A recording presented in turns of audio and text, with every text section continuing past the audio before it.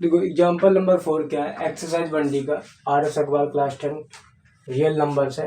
मेरा WhatsApp number है 7376149306। Daily 9 PM class चलती है।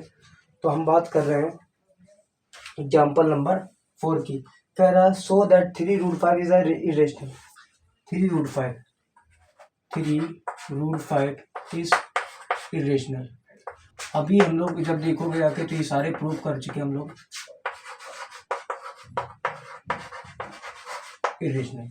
तो मान लो, एज्यूम कर लो, लेट 3√3 इज रेशनल। फिर लिखोगे देन 3, क्या लिखोगे, then 3 is rational and √3 is rational. ठीक, लिख लिया। तो अब देखो यहाँ पर हम क्या लिख सकते हैं, 3√3 मल्टीपल 1/3 इसको लिख सकते हैं। 1/3 से ये 3 कैंसिल हो जाएगा, तो यहाँ लिख दोगे चूंकि प्रोडक्ट ऑफ रेशनल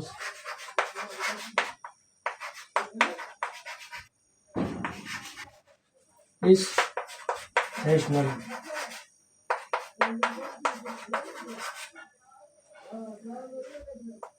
ठीक हो गया। तो यहाँ लिख सकते हो √3 इज रेशनल। हो गया। देखो आपसे वो कह रहा था कि सपोज करो कि 3√5 इज इरेशनल, ये क्वेश्चन आपसे बोला था। तो हमने मान लिया, क्या मान लिया, लेट 3√3 इज रेशनल। क्या मान लिया, let 3√3 is rational, then 3 is rational and √3 is irrational. तो हमने क्या लिखा, 3√3 मल्टीपल 1/3 से 3 कैंसिल हो गया, बचा √3। अब हम लिख सकते हैं चूंकि product of rationals is rational, मतलब किन्हीं भी, मतलब प्रोडक्ट ऑफ 2 लिखना चाहिए था। यहाँ पर हमें क्या लिखना चाहिए, product of 2 rationals. Product of 2 rationals, यहाँ पर गलती होगी, प्रोडक्ट ऑफ 2, प्रोडक्ट ऑफ 2। ठीक, product of 2 rationals is rational.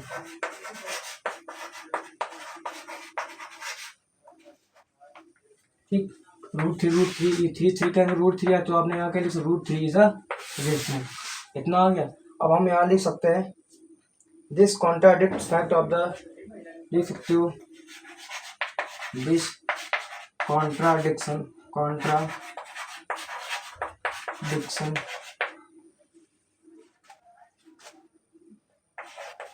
Contradict, या लिख सकते हैं कॉन्ट्राडिक्ट फैक्ट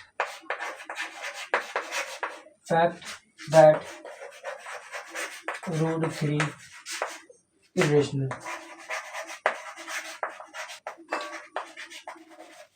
ठीक, हमने मान लिया कि this is a contradiction, this is a contradict fact. इसका मतलब होता है विरोधाभास है, कि फैक्ट दैट √3 इरेशनल है ना, √3 इरेशनल।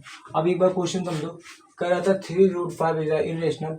हमने मान लिया let 3√3 is rational, then 3 is rational and √3 is rational. हमने 1/3 का मल्टीपल कर दिया, तो 3 से 3 कैंसिल हो गया, √3 इज रेशनल। क्योंकि चूंकि प्रोडक्ट ऑफ 2 रेशनल्स, मतलब किन्हीं भी 2 रेशनल नंबर का जो प्रोडक्ट होता है वो ऑलवेज रेशनल ही रहता है। तो यहाँ पर क्या आ गया, हमने मान लिया दिस कॉन्ट्राडिक्ट, ये क्या एक विरोधाभास फैक्ट है कि दैट √3 इज इरेशनल। ठीक, उसके बाद देखो कुछ लाइन है, हम उसको लाइन को लिखवा देते हैं, फिर आगे समझिए।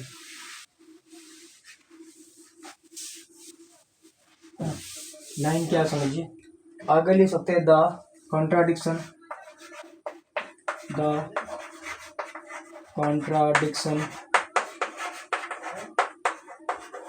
क्या लिख सकते हो, द कॉन्ट्राडिक्शन एज्यूमिंग, नहीं, कॉन्ट्राडिक्शन अराइजिंग या एज्यूमिंग या अराइजेस भी लिख सकते हो, कॉन्ट्राडिक्शन arises by assuming, हमने जो माना था assuming, क्या माना था assuming, है ना, 3√3 इज रेशनल, क्या माना था कि ये क्या एक रेशनल नंबर है। तो देख सकते हो हेंस 3√3 इज इरेशनल।